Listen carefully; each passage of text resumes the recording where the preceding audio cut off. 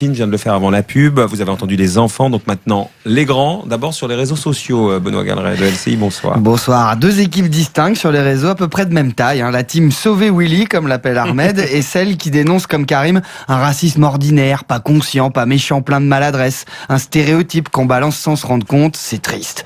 Il me déçoit, Sagnol. J'ai plus envie de supporter Bordeaux, soupire Faye, mais Adrien s'énerve. Ça devient du grand n'importe quoi. Pourquoi pas attacher Sagnol sur la place publique et le brûler vif pendant que vous y êtes? Faire le buzz avec Sagnol à partir de rien, ça détourne l'attention du vrai racisme, estime Fabrice. Bah oui, opposer le blanc intelligent au noir physique, c'est pas grave, grince Francesca. C'est pour ça que pendant la guerre, on foutait les Sénégalais en première ligne et les bons, blancs, officiers, planqués, confirme Juan.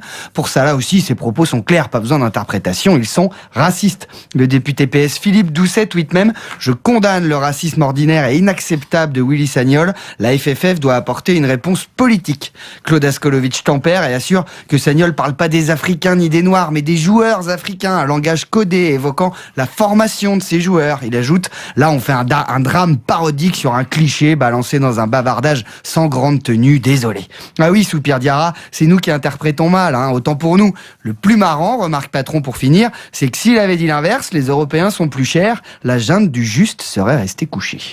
Alors, le Parti Socialiste demande des sanctions à la Fédération Française de Football. Et vous, Jean-Claude Dacier ? Je vais vous décevoir, mon cher Marco, parce que pour avoir été, j'irais victime d'une polémique similaire à Marseille lors de mon passage à la présidence de l'OM, je me suis promis de ne plus participer à ce genre d'autodafé.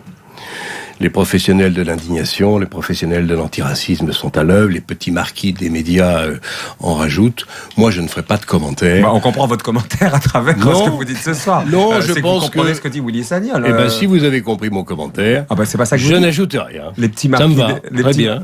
Oui, parce que tous ces raisonneurs comme des tambours là qui en rajoutent, alors qu'il y a, allez, je vais vous dire ce que je pense vraiment, il y a une maladresse d'expression.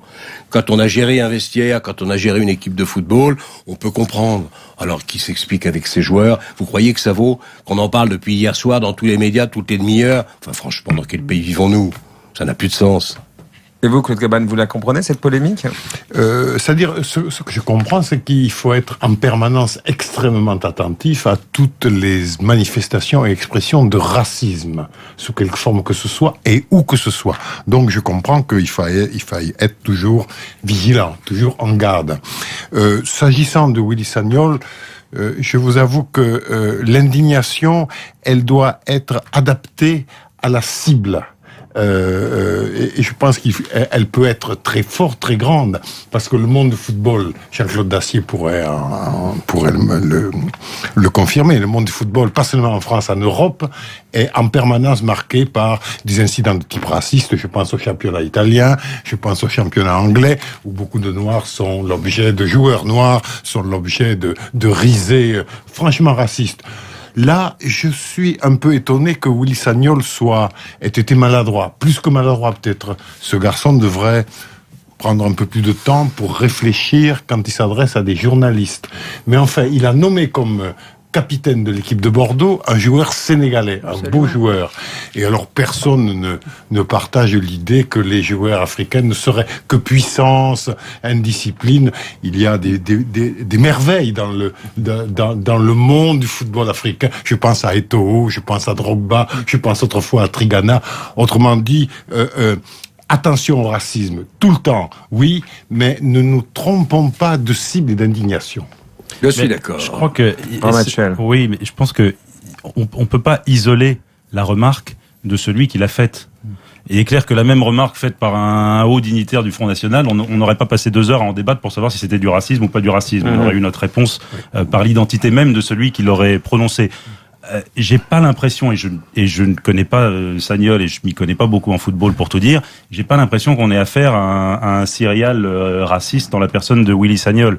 Il a effectivement nommé un capitaine sénégalais, J'ai cru comprendre qu'il avait été ou qu'il était très proche de Lilian Thuram, qui d'ailleurs s'est empressé de le lâcher en race campagne. C'est un habitué de la posture. C'est un habitué. Il finira sûrement à la tête d'une haute autorité. Voilà. Donc comme quoi, on est évidemment pas bête quand on est noir, mais on n'est pas forcément intelligent non plus quand on porte des lunettes en ce qui concerne Lilian Thuram. Sauf que, excusez-moi, mais Lilian Thuram, quand il s'explique, il dit, mais moi je sais ce que sont les méfaits de ces phrases-là, parce que les gens derrière, peut-être un peu bêtement, mais les interprètent, et puis quand on va sur le terrain, c'est un effet amplificateur. Peut-être que Willy Sagnol n'est pas raciste en employant ces termes-là, mais ils sont dévastateurs. Oui, c'est ce que dit Lilian Thuram.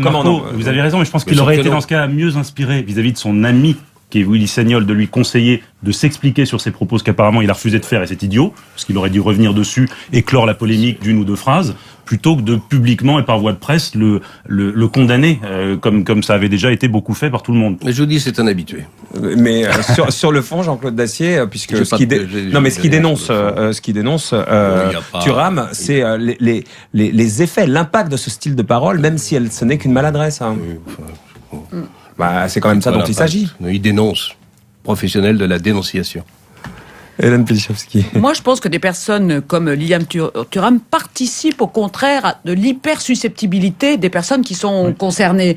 Et à force de dire qu'on ne peut rien dire, qu'on ne peut pas dire que un tel est très doué, qui court vite parce qu'il est noir et que ça a l'air de dire qu'un noir est juste bon à courir plus vite que les blancs, je trouve ça invraisemblable. On assiste une fois, je ne connais rien en football, ou quasiment rien. Hélène, vous dites la même chose de chinois ou de japonais, il n'y a pas de problème. Exactement, ça passe comme une lettre à la c'est absolument insupportable. Les professionnels, les droits de l'homiste, que se plaît souvent à fustiger Hubert Védrine, qui dit qu'ils sont insupportables justement parce qu'ils créent cette polémique permanente, et c'est la vérité.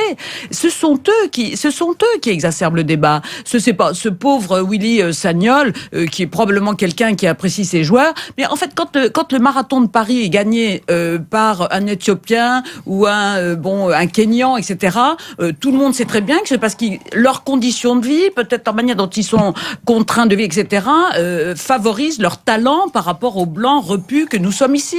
Et personne ne dira que parce qu'on a trouvé qu'il y avait des différences entre leur morphotype et leur manière de vivre et le nôtre, que c'est pour ça qu'ils sont vainqueurs du marathon. La phrase exacte, quand même, je veux pas l'accabler parce que j'ai bien compris, connais bien. Et la phrase exacte, c'est les joueurs africains sont pas chers, prêts au combat, mais le foot, ce n'est pas que ça, c'est de la technique, de l'intelligence et de la discipline. Alors voilà, il y a deux choses.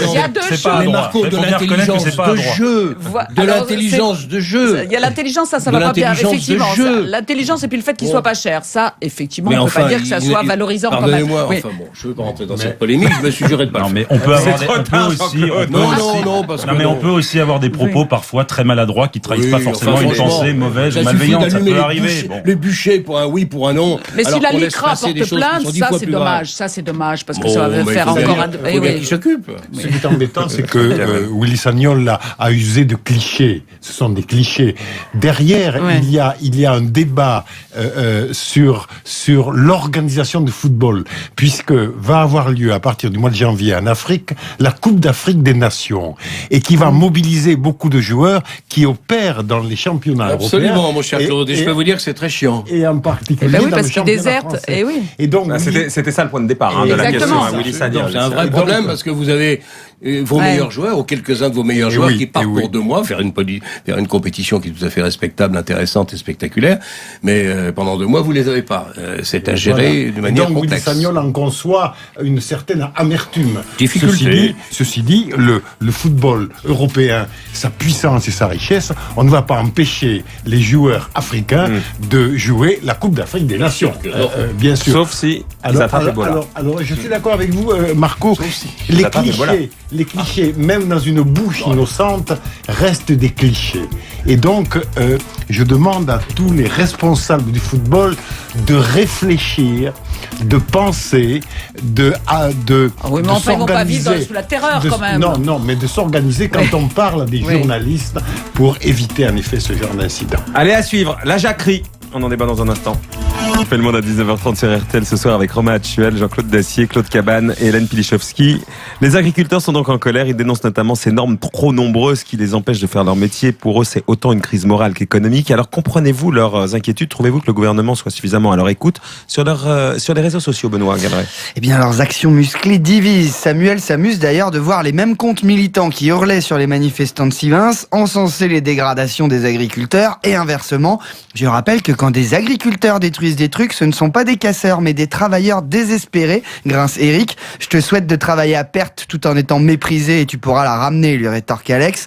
Cloudin, il voit tout de même un défouloir cradingue de la FNSEA, notamment cette vidéo choquante tournée à Nantes où l'on voit des agriculteurs maltraiter des ragondins vivants à coups de pied, en faire un jeu devant les caméras. Faut quand même être sacrément con. Comment espérer être pris au sérieux ensuite, soupir City Stars. J'apporte tout mon soutien aux agriculteurs qui se mobilisent aujourd'hui contre l'Union européenne pour leur survie, tweet au contraire Marion Le Pen. Oui, ils en bavent les pauvres, lui répond John, très fort taux de suicide et pour moi, c'est le plus clair indicateur sur l'état de notre pays. Frédéric, lui, en veut aux paysans. Honte à vous, vous qui jetez des aliments, criez pas à la misère, vous respectez pas ceux qui ont faim, dit-il. Avant, les paysans étaient des sages. Aujourd'hui, faut rentabiliser, toucher les subventions, obéir à Bruxelles et à ses cols blancs. Regrette Yvette, c'est pas eux, c'est tout le système qui est devenu fou. Romain Actuel.